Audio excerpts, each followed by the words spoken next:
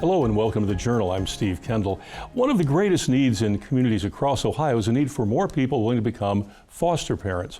Our guest is Randall Galbraith, Director of Hancock County Jobs and Family Services. Welcome to the Journal today. Thank you for being here. Thank you, Steve, for having me. Yeah. Now, one of the things we can start off with, I talked about foster parenting, but there's also adoptive parenting. So kind of explain the difference in those two things, and maybe they're not as different as we think. They may be more similar than you think, okay. Yes. So I'll start off with foster parenting. Foster parenting is the idea that your home would become a substitute home for children that are in the custody of the state or the county. It's the county, but government, in custody of government. That's generally considered a temporary placement. So there's a tremendous amount of education that goes into that. So there's training. There's about, I think, 36 hours of training that goes into that. There's a licensing process, which includes a pretty thorough home inspection, a very thorough background check, and then every 2 years recertification with additional training. So adoptive homes, generally what I deal with are foster homes that decide to adopt children. So it changes from a foster home to a foster to adopt home. And there's basically just a change in licensure. There isn't a whole that once you become a foster parent, you have most of the tools there to become an adoptive parent. The adoptive homes that you may be thinking of are more of a private kind of adoption. Yes, they have to have background checks and very thorough home inspections as well, but generally not to the level of a foster home that will take in children at a moment's notice and you know, from various backgrounds and keep them for a short period of time before they're, we always attempt to return them to their birth families. Sure. Now, and you mentioned something too now, and then one of the questions I was going to do is like, how long would a foster parenting situation, it can run any length then obviously, right?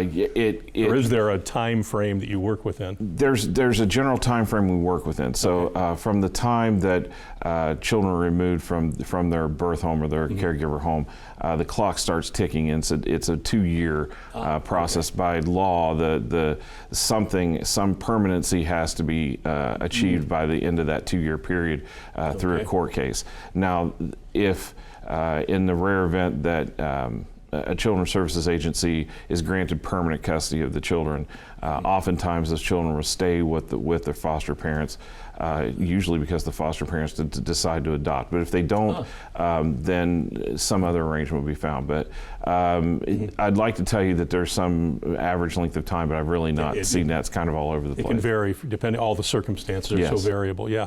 Now, when you talk about the people coming in, where do the potential foster children come from? What kind of circumstance? Pretty much a range of those, I'm sure, as well. Yes, it's a hodgepodge range. If you're asking me what trends generally drive children into foster care, what we see is a tremendous amount of domestic violence, a tremendous amount of untreated mental health issues, and a tremendous amount of substance abuse. And usually it's one or more. It's more than one combined. Of all of yes, those, so it makes a household that's unsafe for the children. Yeah. Now, when you have multiple children in a home, how do you deal with that? Because obviously, do you place them all in? Do you have to spread them out, or do you try to keep them together? Or? That's certainly the bane of my job, because when you have a sibling group, the idea is to keep the siblings together as much as possible. It's very difficult to do. Any sibling group over 2 becomes very difficult to find a foster home that's willing to take 4 or 5 children. Yeah. Now that circumstance doesn't happen. I shouldn't say it. In Hancock County, that circumstance doesn't happen very often, where you have more than 3 kids. It does sometimes. I suspect that Lucas County, Franklin County might have a different experience. Larger metropolitan areas with. Now, and when you have skipping ahead just a little bit, so Ohio's had a foster care system for quite some time. Has it evolved over time from maybe what it was 50 years ago compared to now, or even 5 or 10 years ago? Okay, so my history in this program isn't that long. Okay, right. We do know that at one point in time, that each county had basically an orphanage, a children's home. Hancock County still stands and is in use by business today. But over time, the idea was that children do much better in a home type, family setting. Yeah. And so that's where we try to keep them. And I've been doing this about 7 years. So in that time, the changes are more to the training side of being a foster parent. It used to be that we had our agency open in evenings and weekends to accommodate foster parents coming in because the training had to be in person. COVID changed that to training is now pretty much online at your convenience. So I think that's been helpful. But since COVID, the state of Ohio has lost about half its foster families that it had pre-COVID. Yes. Yeah, so and you probably weren't overwhelmingly, you didn't have people waiting in line to do it probably. No. So as of the last day of June 2025, that's the last stats I have from Department of Children and Youth. There are about 7,000 foster homes in the state of Ohio. Of course, those aren't evenly distributed, but and there's about 7,700 children in those foster homes. So obviously there's some sibling groups that are out there, but as I said, it's not an even distribution, and we can always use more. In fact, we really do need more. Yeah, and one of the things we do is help people find out how they can get in touch with someone like you in their county and help become involved in this. Demographically, is there a typical foster parent age-wise, or do you look for younger foster parents versus someone, say, like maybe my age? No, age doesn't matter. Age doesn't matter. Okay. All right. Demographics really don't matter. Okay. I mean, there's obviously some things that would exclude people from being foster parents, but we look at everybody. Probably the foster parents that I interact with the most are in their 30s to 40s. Okay. They usually have some children of their own already. That's a two-parent household, and that's generally what we see. Yeah, yeah. Now, what about single? You mentioned can you be a single parent and be a foster parent? Yes, you can. All right. Yeah. Okay. It's more unusual, I would say, that from what I've seen, but you absolutely can. Yeah. Well, when we come back, we can talk a little more about it, because obviously, hopefully what we can do today is have people want to get involved and become part of this system to help you folks do what you need to do and what we need to do for the children here in Ohio. So we'll talk more about that in a moment. Back in just a moment with Randall Galbraith, Director of the Hancock County Job and Family Services, and we're talking about foster parenting and adoptive parenting. Back in just a moment. Thank you for staying with us on The Journal. Our guest is Randall Galbraith, Director of the Hancock County Job and Family Services. We were talking a little bit about foster parenting. Demographically, do you have more people in that 30 to 40 range versus a 25-year-old or a 55-year-old? Is that kind of where it posits? And that's just the way it lays out, basically, right? For the families that Hancock County license, yes. Once again, Lucas County, for example, has quite a robust foster family system, and I'm not sure what their demographics look like, but ours is certainly that's where it falls. Yeah. Yeah. Now, let's say that obviously you're always looking for prospective foster parents. What is that process like? If I picked up the phone and called you and said, Randall, I'm interested, what's the first thing you say to me after that? If it were me, if you get a hold of me, I would put you in touch with my foster parent licensing case worker. We do have one dedicated person that recruits and retains foster parents, Rebecca Reese, and she would then take down a ton of information about you and start that licensing process with an application, assuming that it still interests you after you see the red tape, which is always the thing with government. Again, we would start you on that 36 hours of pre-placement training and get that out of the way as quickly as possible. An adoption assessor would come out, and that's the term. Any of my caseworkers could be an adoption assessor if they've been through the training. They would come out and do an extensive home study. What safety elements we need, are they in the home? If not, we'll put you in touch with YWCA out of Lima. They have programs to make sure that you have everything you need to start that foster parent journey. Just for a second, what would some of those things be if they come into my home and look for? What would smoke detectors, fire extinguishers, carbon monoxide detectors, all those kinds of safety things, where they're located, things like how are the outlets placed, what's the layout of the bedrooms, and if you have children, how are they spread throughout the house at that kind of thing. It's a pretty extensive list. Sure. And then a background background check, a very, very detailed background check would be next. That makes sense, yeah. And at the completion of all that, then you are licensed by Hancock County to be a foster parent. And then what foster parents may not know is they have a tremendous amount of control over the children that they might accept into their home. Okay. So one of the things out there, I think, is that once you become a licensed foster parent, you're going to get that call at 2 in the morning and you don't really know who's going to show up. That's somewhat true, but the foster family does have the option to say, no, this may not be a good fit for us. Yeah. And they usually have some specifications up front for us so we know who to call. Yeah, and that way, which would make sense, because that way you don't end up, because you want to put people in a position to be successful, both Exactly. the child coming into the home and the parents, and make that situation, avoid potential problems downstream. So yeah. Exactly. Yeah. What are some of the things that people would, for instance, say, I'm good with this, but I'm not good with that? And not to say bad or good, but things they're comfortable with versus maybe they're not as comfortable with. Ages. Okay. There's a lot there. It's always easy to find people that will take infants and toddlers. Not so easy to find people that will take teenagers. That's always been an issue. Kids with medical conditions, depending on what those medical conditions are. Now, I should say that we've been talking a lot and I've been using basically the family foster home model. There is a level of care above that called a treatment foster home. We do license those as well, along with a partnership with Sandusky County. It's a fairly new idea, but it takes an intensive amount of case management and home visits for a treatment foster home, and that next level would deal with kids who have extreme mental health issues or physical health issues. Yeah. That maybe some people would not be able to handle as easily as everyone would like. Yes. Yeah.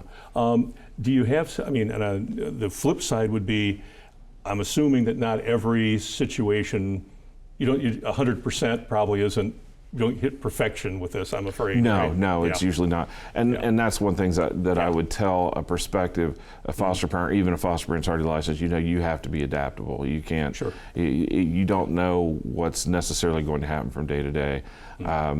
There are reasons these kids are in the custody of the state, and they will not necessarily react the way your own children would, or children you might think would. Lots of training on trauma-informed care around that to make sure that people understand the reaction you see will be normal for this child, but not necessarily normal for what you would expect. You would think, yeah. And I guess too, because people, as we mentioned earlier, kids are coming from backgrounds. There's a reason why they're in the system. Probably most times nothing to do with them. It's really their environment, the surrounding, the people that they were involved with.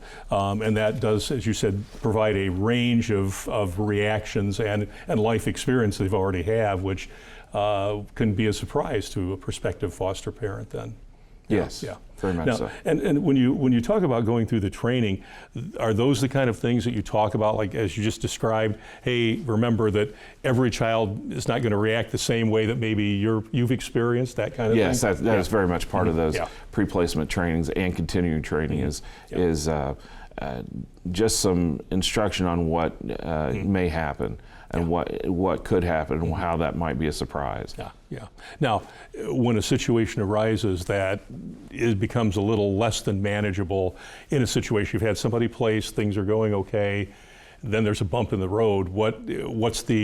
There's obviously a plan for that too, that the parent can then call and say, hey, I need to talk to someone, or I need some assistance here. I need some help here. Again, there's a case manager that's assigned to the child, and in an ideal world would follow that child through the whole process. Now, that doesn't always happen. And again, I have a foster care recruiter, and she also helps retain. So she's there available with resources, and she herself is a foster parent, and I find that lived experience to be incredibly helpful.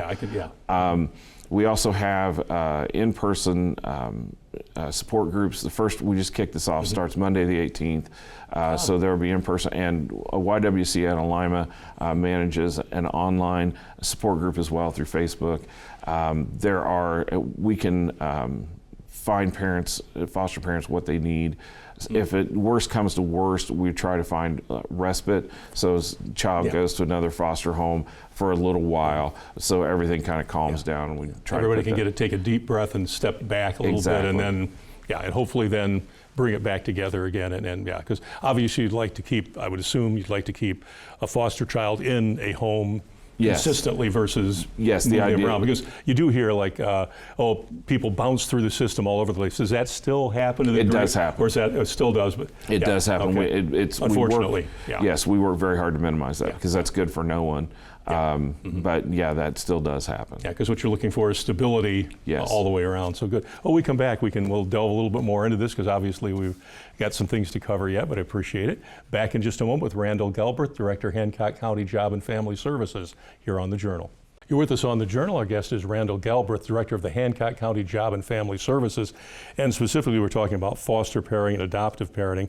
One of the questions I had was, obviously, you've had generations of people who have been foster parents for 5, 10, 15, 25, 30 years, through maybe their whole life.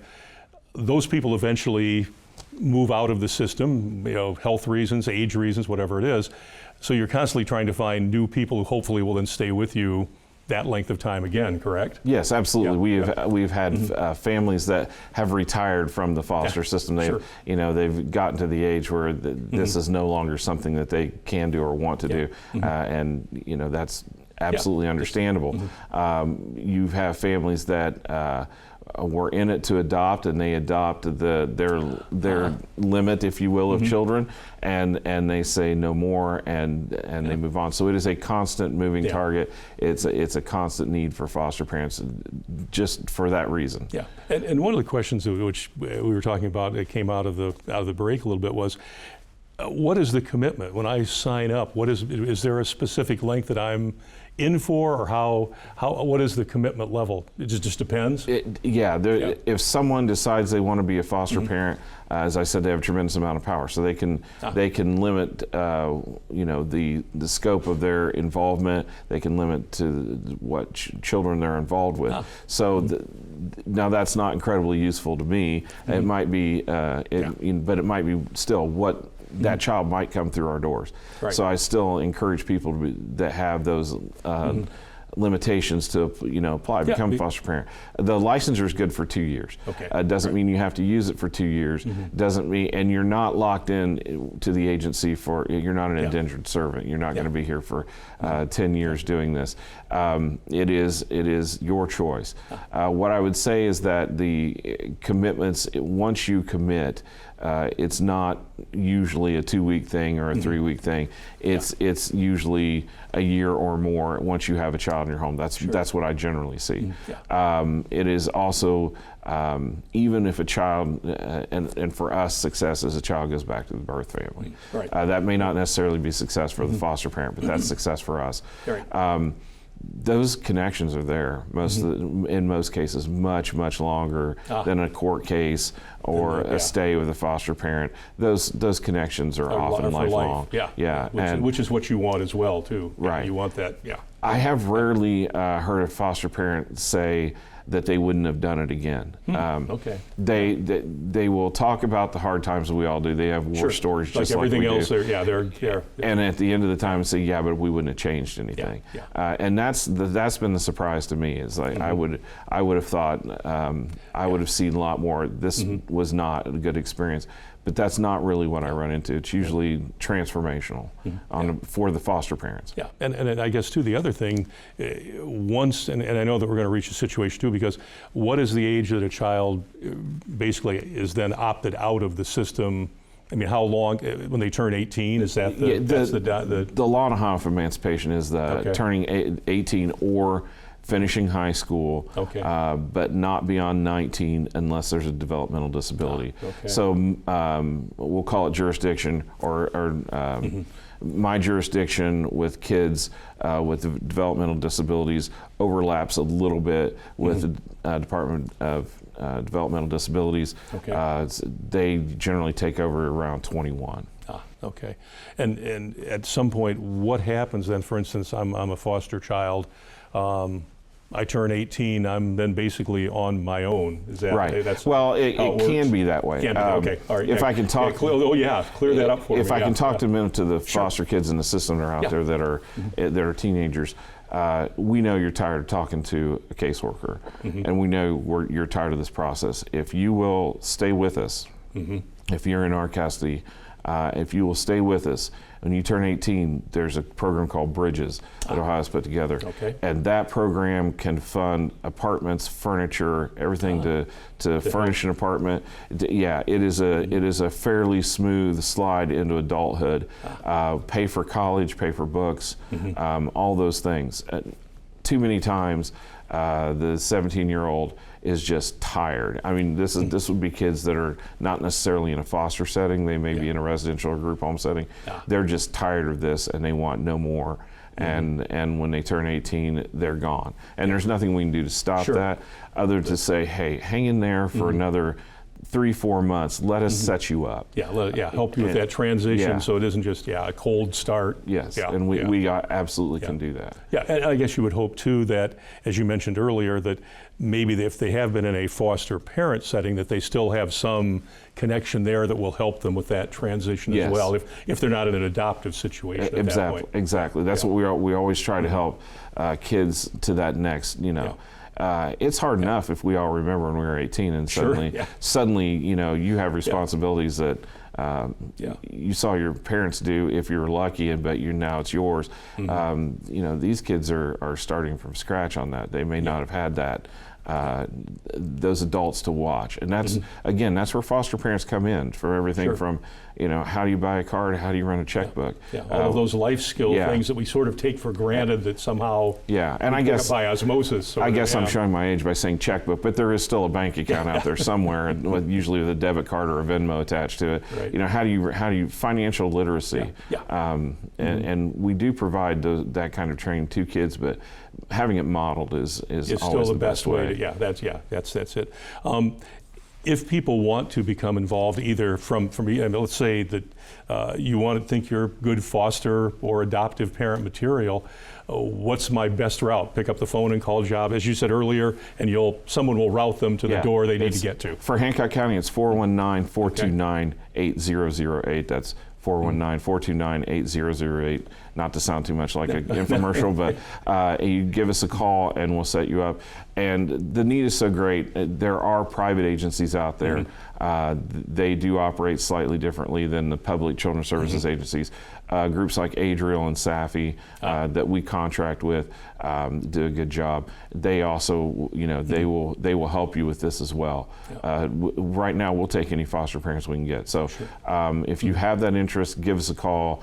Let us walk you down that path a little bit, see if it's right for you. Yeah, because obviously the larger base you have to draw from for prospective adoptive and foster parents, the better for everybody that is in this process, in this system. So absolutely. Good. Okay. Well, thank you so much, Randall Galbraith. Thank you for coming in and talking about this, because obviously a lot of misconceptions out, like a lot of processes and things that people deal with on a day-to-day basis, and they think they know a lot about it. You've cleared up a lot of the questions that I think a lot of people would have, and hopefully it turns into people knocking on your door down there saying, hey, we're interested in helping out. That'd be great, and thank you so much for having me. No, you're very welcome. Thank you. You can check us out at WBGU.org. You can watch us every Thursday night at 8 p.m. on WBGU-PBS. We'll see you again next time. Good night and good luck.